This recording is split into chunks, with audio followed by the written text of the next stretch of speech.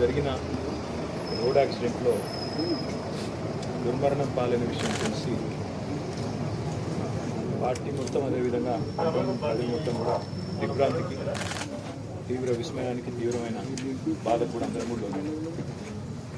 ఆ అమ్మాయిని అదేందో తెలియదు కానీ దాదాపుగా 10-15 రోజులుగా వివిధ రకాల దుర్ఘటనలు వెంటాడడం, చివరికి ఈ రకంగా వారు అకాల మరణం పాల్గొవడం మమ్మల్ని అందరినీ కూడా తీవ్రంగా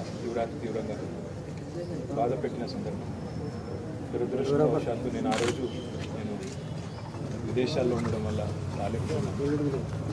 అమ్మాయి నిజంగా కూడా లాస్యనందిత గారు ఎలక్షన్ ప్రచారంలో కానీ అంతకుముందు గతంలో కార్పొరేటర్గా పనిచేసినప్పుడు కానీ అవార్డు కూడా ఉంది. నాకు చాలా సన్నిహితంగా ఒక చెల్లెల్లాగా దగ్గరగా పనిచేసిన మా సోదరి ఇవాళ మా మధ్యన లేదు అంటే అందరం కూడా బాధపడతా ఉన్నాం. దాంతోపాటు ఆ కుటుంబానికి సంవత్సరం కిందటనే పెద్ద దిక్కులా ఉన్న కంటోన్మెంట్ 5 సార్లు శాసనసభ్యుడిగా పనిచేసిన సీనియర్ ఎమ్మెల్యే సాయన్న గారు సంవత్సరం కిందట వారు మరణించడం, తర్వాత వారి కూతురు దివంగత ఎమ్మెల్యే గారు కూడా అకాల మరణం పాల్గొవడం, నిజంగా కుటుంబానికి భగవంతుడు మనోధైర్యాన్ని ప్రసాదించాలని, ఈ శోకాతప్త సందర్భంగా వారి కుటుంబం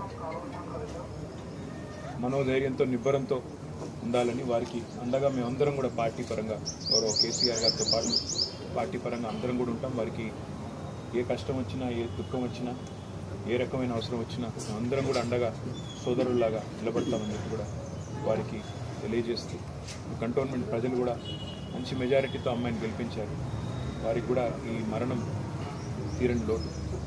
తప్పకుండా వారందరికీ కూడా పార్టీ అండగా ఉంటుందని చెప్పి కూడా తెలియజేస్తుంది.